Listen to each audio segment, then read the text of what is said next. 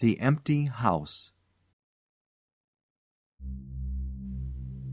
Certain houses, like certain persons, manage somehow to proclaim at once their character for evil. In the case of the latter, no particular feature need betray them. They may boast an open countenance and an ingenuous smile, and yet a little of their company leaves the unalterable conviction that there is something radically amiss with their being, that they are evil. Willy-nilly, they seem to communicate an atmosphere of secret and wicked thoughts, which makes those in their immediate neighborhood shrink from them as from a thing diseased. And perhaps with houses the same principle is operative, and it is the aroma of evil deeds committed under a particular roof, long after the actual doers have passed away, that makes the goose flesh come and the hair rise. Something of the original passion of the evildoer, and of the horror felt by his victim, enters the heart of the innocent watcher, and he becomes suddenly conscious of tingling nerves, creeping skin, and a chilling of the blood. He is terror-stricken without apparent cause.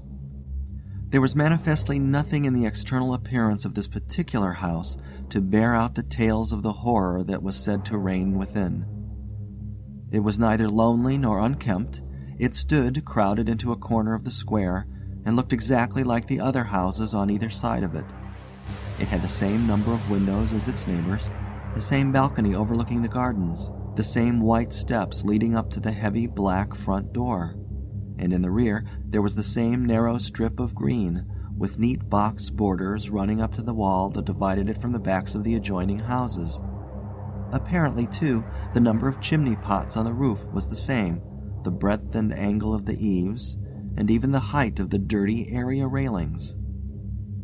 And yet this house in the square, that seemed precisely similar to its 50 ugly neighbors, was as a matter of fact entirely different, horribly different. Wherein lay this marked invisible difference is impossible to say. It cannot be ascribed wholly to the imagination, because persons who had spent some time in the house, knowing nothing of the facts, had declared positively that certain rooms were so disagreeable that they would rather die than enter them again, and that the atmosphere of the whole house produced in them symptoms of a genuine terror, while the series of innocent tenants who had tried to live in it and been forced to decamp at the shortest possible notice was indeed little less than a scandal in the town. When Shorthouse arrived to pay a week-end visit to his Aunt Julia in her little house on the seafront at the other end of the town, he found her charged to the brim with mystery and excitement. He had only received her telegram that morning, and he had come anticipating boredom, but the moment he touched her hand and kissed her apple-skin wrinkled cheek, he caught the first wave of her electric condition. The impression deepened when he learned that there were to be no other visitors, and that he had been telegraphed for with a very special object. Something was in the wind, and the something would doubtless bear fruit, for this elderly spinster aunt, with a mania for psychical research, had brains as well as willpower, and by hook or by crook she usually managed to accomplish her ends.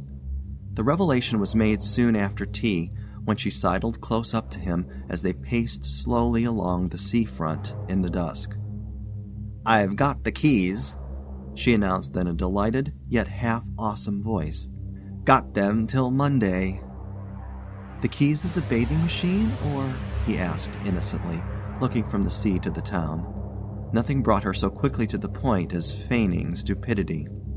"Neither," she whispered. "I've got the keys of the haunted house in the square, and I'm going there tonight." Shorthouse was conscious of the slightest possible tremor down his back. He dropped his teasing tone. Something in her voice and manner thrilled him. She was in earnest. "But you can't go alone," he began. "That's why I wired for you," she said with decision. He turned to look at her. The ugly, lined, enigmatical face was alive with excitement. There was the glow of genuine enthusiasm round it like a halo. The eyes shone. He caught another wave of her excitement, and a second tremor, more marked than the first, accompanied it. "Thanks, Aunt Julia," he said politely. "Thanks awfully." "I should not dare to go quite alone," she went on, raising her voice, "but with you I should enjoy it immensely.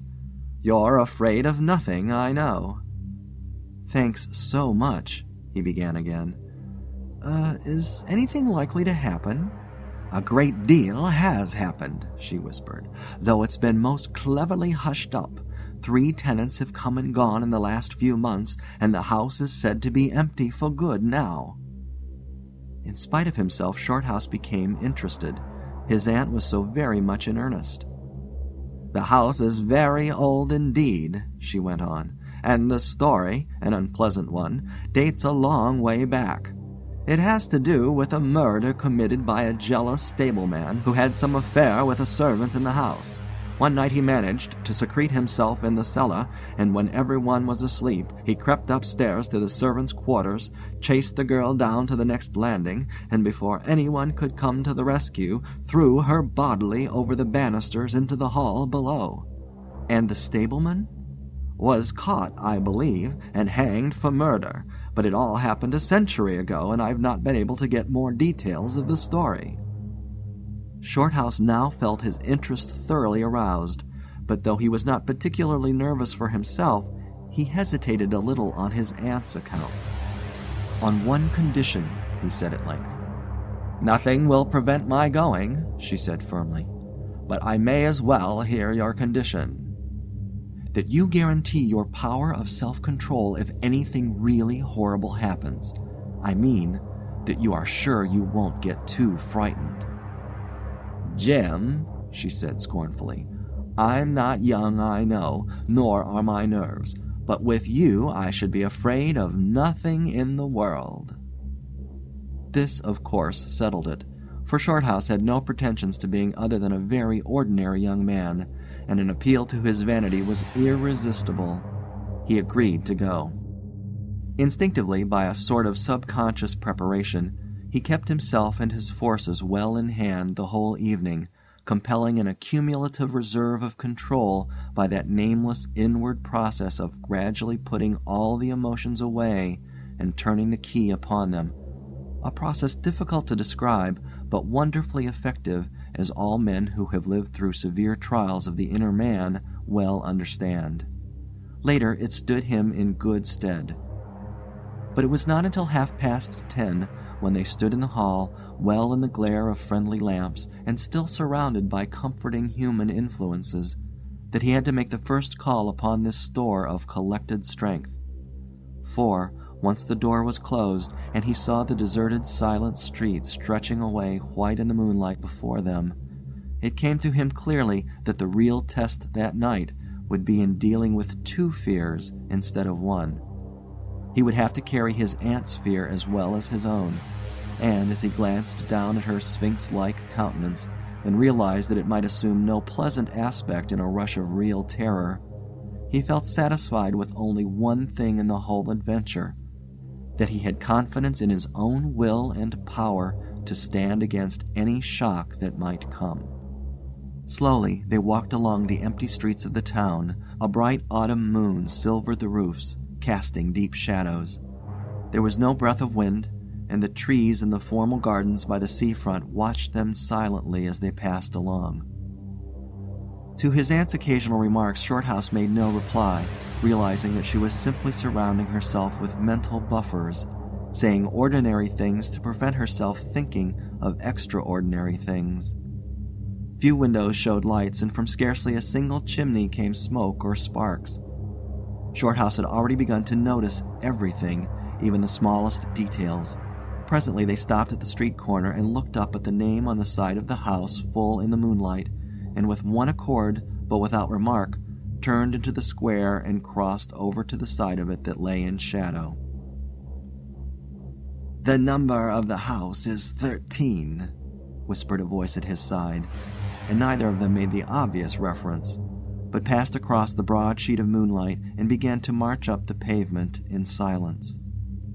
It was about halfway up the square that Shorthouse felt an arm slipped quietly but significantly into his own, and knew that their adventure had begun in earnest, and that his companion was already yielding imperceptibly to the influences against them.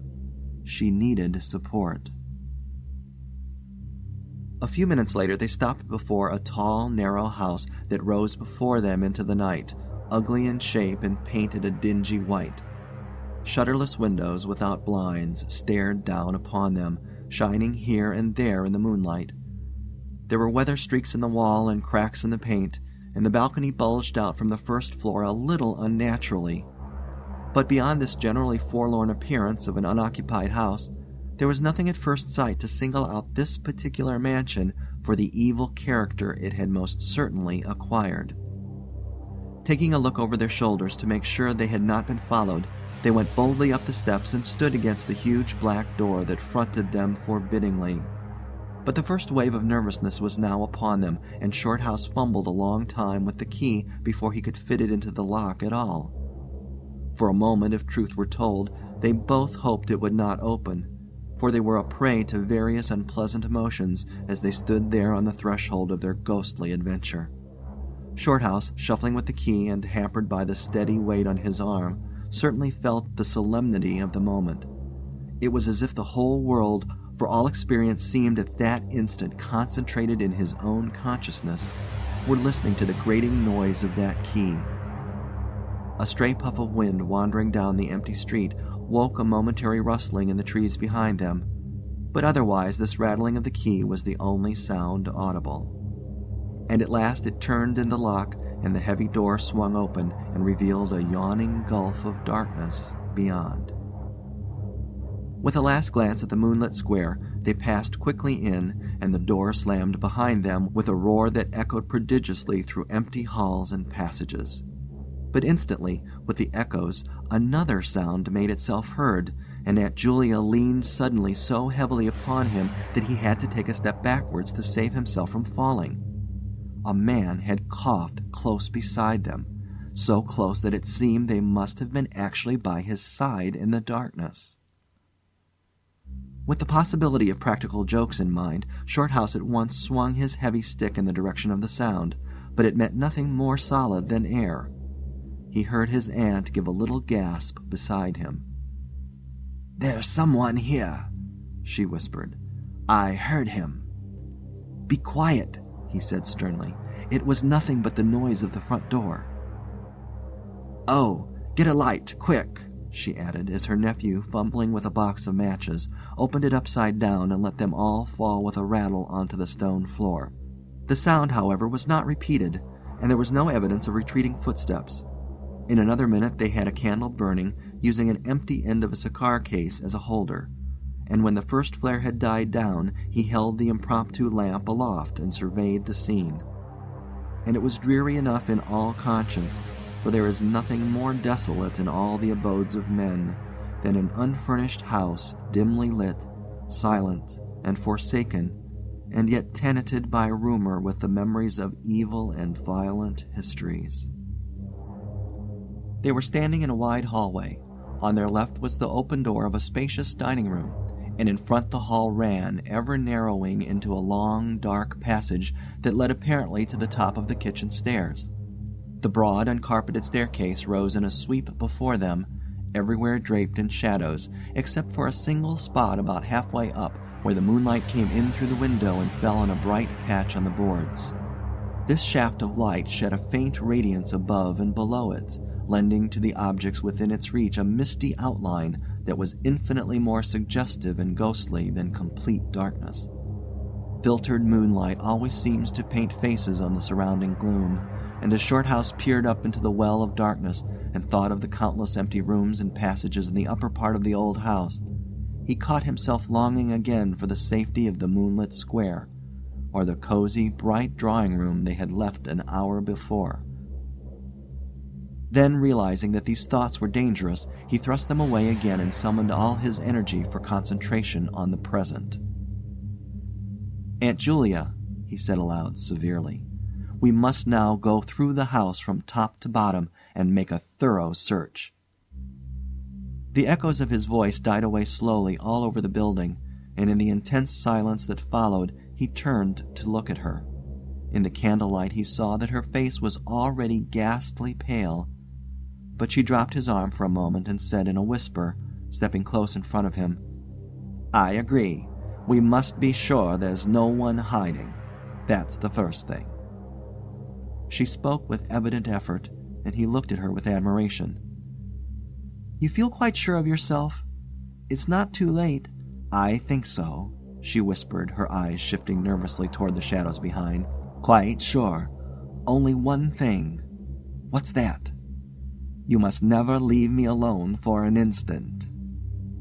As long as you understand that any sound or appearance must be investigated at once, for to hesitate means to admit fear, that is fatal. Agreed, she said a little shakily, after a moment's hesitation. I'll try. Arm in arm, Shorthouse holding the dripping candle and the stick, while his aunt carried the cloak over her shoulders, figures of utter comedy to all but themselves, they began a systematic search. Stealthily, walking on tiptoe and shading the candle lest it should betray their presence through the shutterless windows, they went first into the big dining room. There was not a stick of furniture to be seen. Bare walls, ugly mantelpieces, and empty grates stared at them. Everything, they felt, resented their intrusion, watching them, as it were, with veiled eyes. Whispers followed them. Shadows flitted noiselessly to right and left. Something seemed ever at their back, watching, waiting an opportunity to do them injury. There was the inevitable sense that operations which went on when the room was empty had been temporarily suspended till they were well out of the way again. The whole dark interior of the old building seemed to become a malignant presence that rose up, warning them to desist and mind their own business. Every moment the strain on the nerves increased. Out of the gloomy dining room they passed through large folding doors into a sort of library or smoking room, wrapped equally in silence, darkness, and dust. And from this they regained the hall near the top of the back stairs. Here a pitch-black tunnel opened before them into the lower regions, and, it must be confessed, they hesitated. But only for a minute. With the worst of the night still to come, it was essential to turn from nothing. Aunt Julia stumbled at the top step of the dark descent, ill lit by the flickering candle, and even Shorthouse felt at least half the decision go out of his legs. "Come on," he said peremptorily, and his voice ran on and lost itself in the dark, empty spaces below. "I'm coming," she faltered, catching his arm with unnecessary violence. They went a little unsteadily down the stone steps, a cold, damp air meeting them in the face, close and malodorous. The kitchen, into which the stairs led along a narrow passage, was large, with a lofty ceiling. Several doors opened out of it, some into cupboards with empty jars still standing on the shelves, and others into horrible little ghostly back offices, each colder and less inviting than the last. Black beetles scurried over the floor, and once, when they knocked against the deal table standing in a corner, something about the size of a cat jumped down with a rush and fled, scampering across the stone floor into the darkness. Everywhere there was a sense of recent occupation, an impression of sadness and gloom. Leaving the main kitchen, they next went toward the scullery. The door was standing ajar, and as they pushed it open to its full extent, Aunt Julia uttered a piercing scream, which she instantly tried to stifle by placing her hand over her mouth. For a second, Shorthouse stood stock still, catching his breath. He felt as if his spine had suddenly become hollow, and someone had filled it with particles of ice. Facing them, directly in their way between the doorposts, stood the figure of a woman. She had disheveled hair and wildly staring eyes, and her face was terrified and white as death. She stood there motionless for the space of a single second. Then the candle flickered and she was gone, gone utterly, and the door framed nothing but empty darkness. "Only the beastly jumping candlelight," he said quickly, in a voice that sounded like someone else's and was only half under control. "Come on, Aunt, there's nothing there." He dragged her forward. With a clattering of feet and a great appearance of boldness, they went on, but over his body the skin moved as if crawling ants covered it, and he knew by the weight on his arm that he was supplying the force of locomotion for two. The scullery was cold, bare, and empty, more like a large prison cell than anything else. They went round it, tried the door into the yard and the windows, but found them all fastened securely. His aunt moved beside him like a person in a dream. Her eyes were tightly shut, and she seemed merely to follow the pressure of his arm. Her courage filled him with amazement. At the same time he noticed that a certain odd change had come over her face, a change which somehow evaded his power of analysis.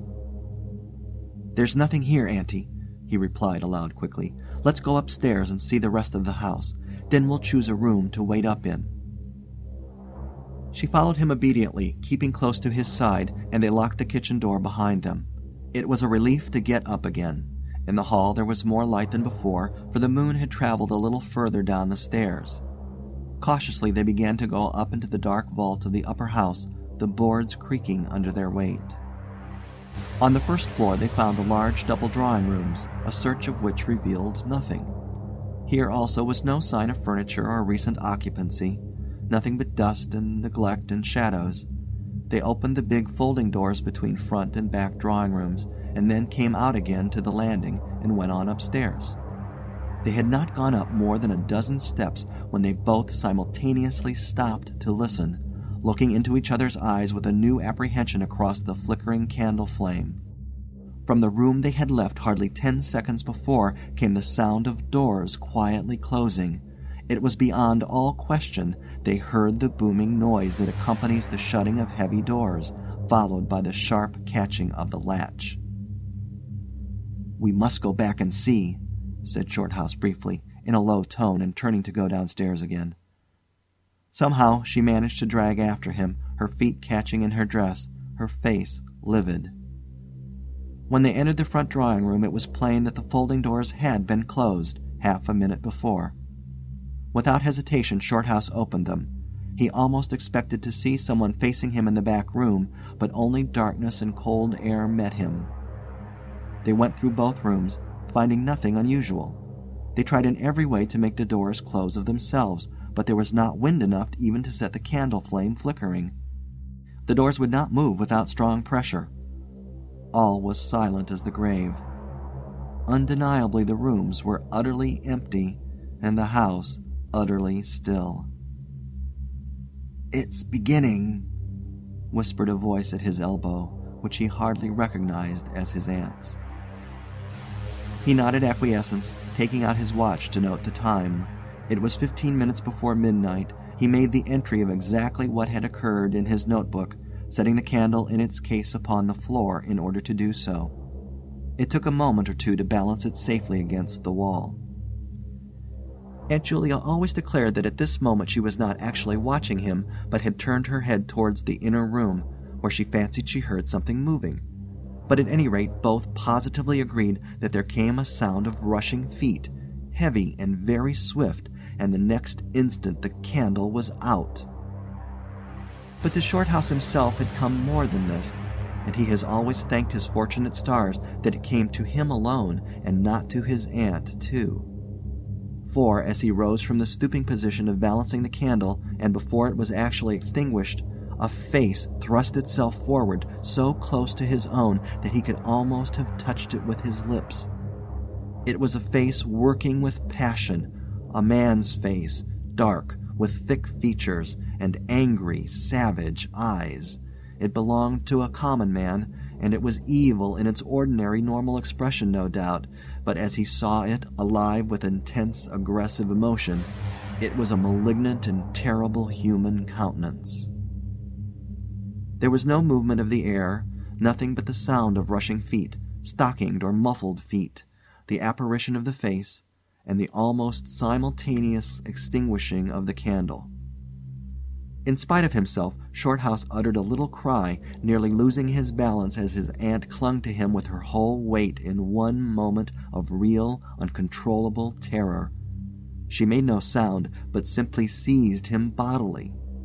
Fortunately, however, she had seen nothing, but had only heard the rushing feet, for her control returned almost at once, and he was able to disentangle himself and strike a match. The shadows ran away on all sides before the glare, and his aunt stooped down and groped for the cigar case with the precious candle. Then they discovered that the candle had not been blown out at all. It had been crushed out. The wick was pressed down into the wax, which was flattened as if by some smooth, heavy instrument. How his companion so quickly overcame her terror, Shorthouse never properly understood. But his admiration for her self-control increased tenfold, and at the same time served to feed his own dying flame, for which he was undeniably grateful.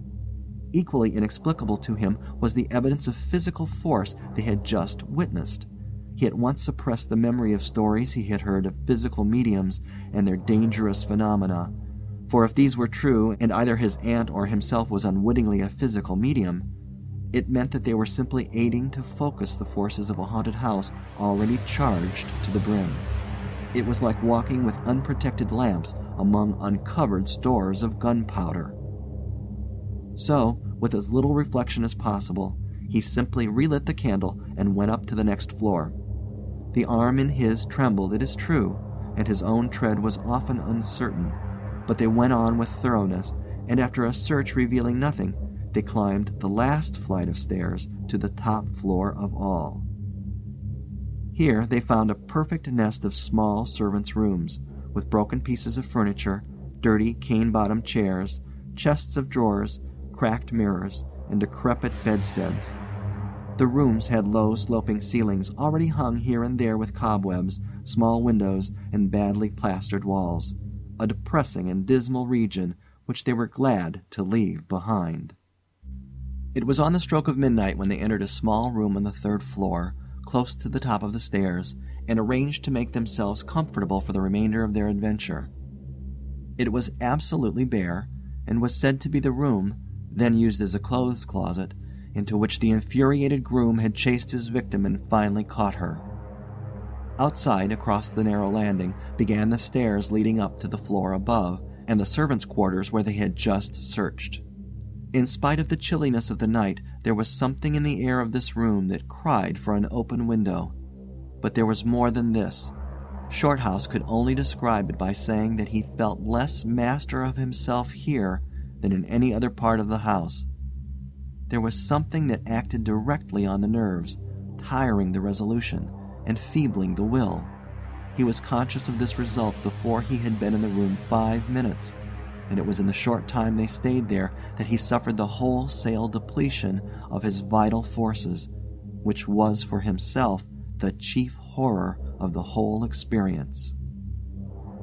They put the candle on the floor of the cupboard, leaving the door a few inches ajar, so that there was no glare to confuse the eyes and no shadow to shift about on walls and ceiling. Then they spread the cloak on the floor and sat down to wait, with their backs against the wall. Shorthouse was within 2 feet of the door onto the landing. His position commanded a good view of the main staircase leading down into the darkness, and also of the beginning of the servants' stairs going to the floor above. The heavy stick lay beside him within easy reach. The moon was now high above the house. Through the open window they could see the comforting stars like friendly eyes watching in the sky. One by one the clocks of the town struck midnight, and when the sounds died away the deep silence of a windless night fell again over everything. Only the boom of the sea, far away and lugubrious, filled the air with hollow murmurs. Inside the house the silence became awful. Awful, he thought, because any minute now it might be broken by sounds portending terror. The strain of waiting told more and more severely on the nerves. They talked in whispers when they talked at all, for their voices aloud sounded queer and unnatural. A chilliness, not altogether due to the night air, invaded the room and made them cold. The influences against them, whatever these might be, were slowly robbing them of self-confidence and the power of decisive action. Their forces were on the wane, and the possibility of real fear took on a new and terrible meaning. He began to tremble for the elderly woman by his side, whose pluck could hardly save her beyond a certain extent. He heard the blood singing in his veins.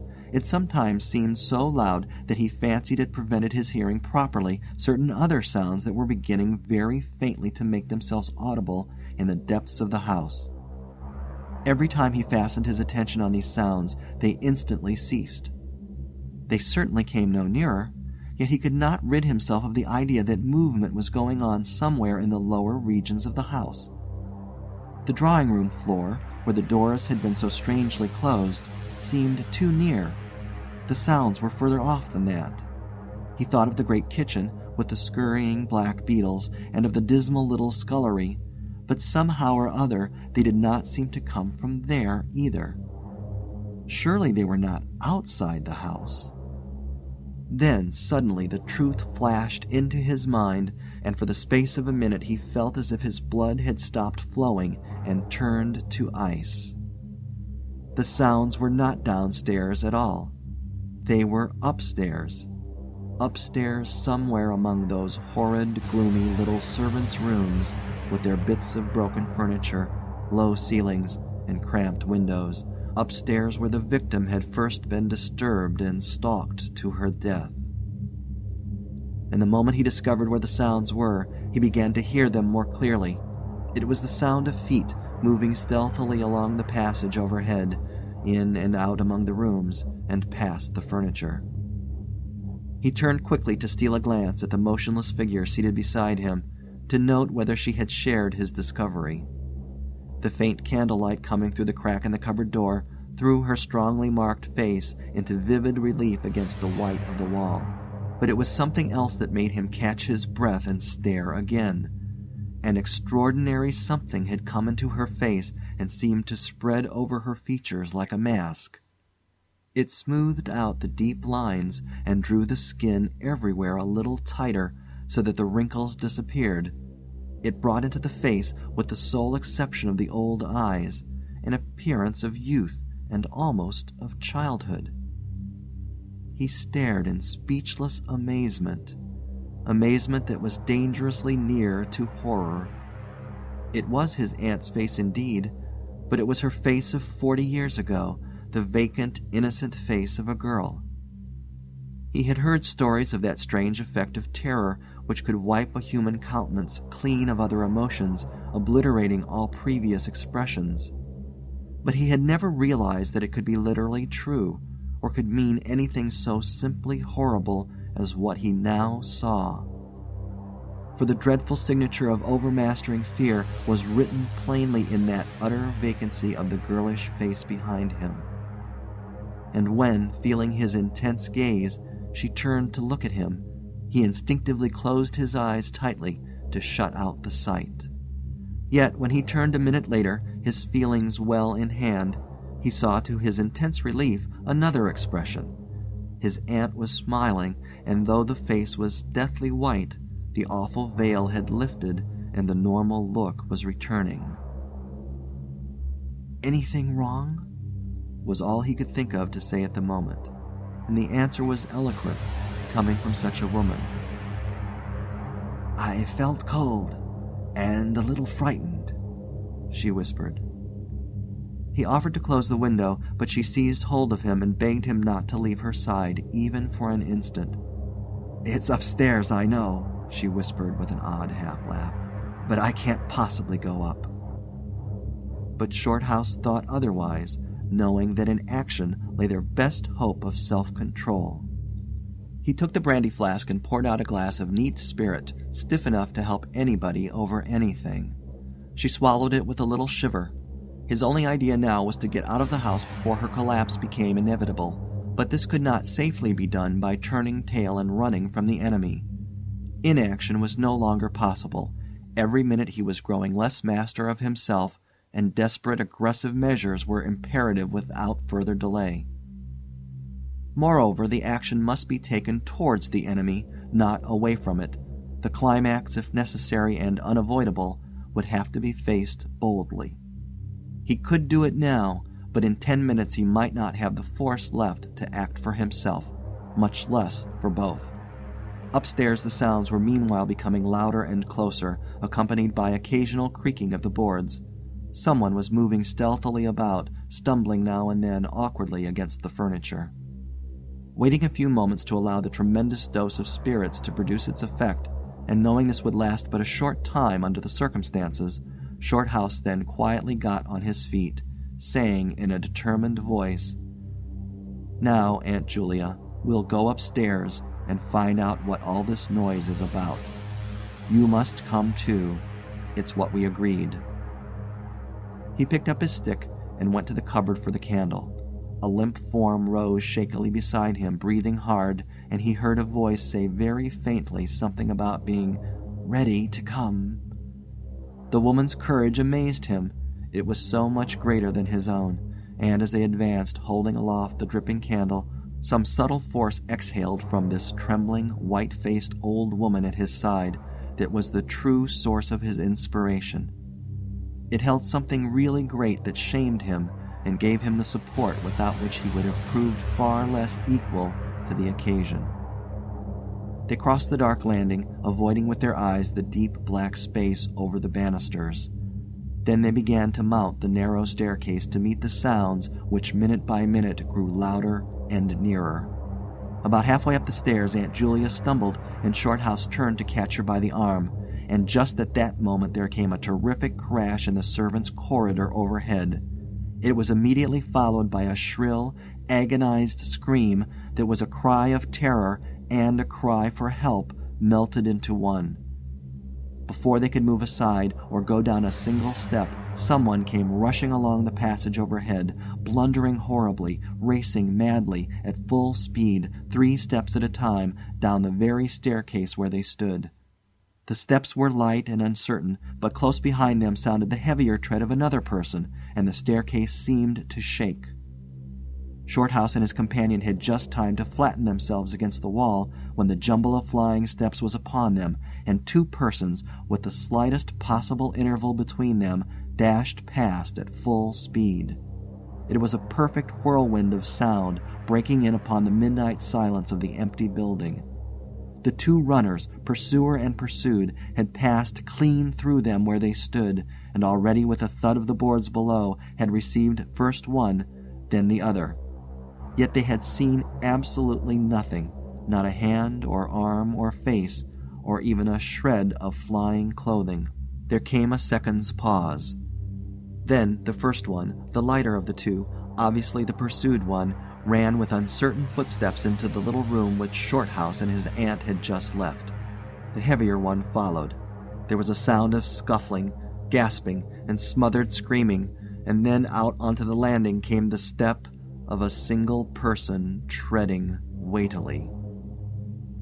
A dead silence followed for the space of half a minute, and then was heard a rushing sound through the air. It was followed by a dull, crashing thud in the depths of the house below, on the stone floor of the hall. Utter silence reigned after. Nothing moved.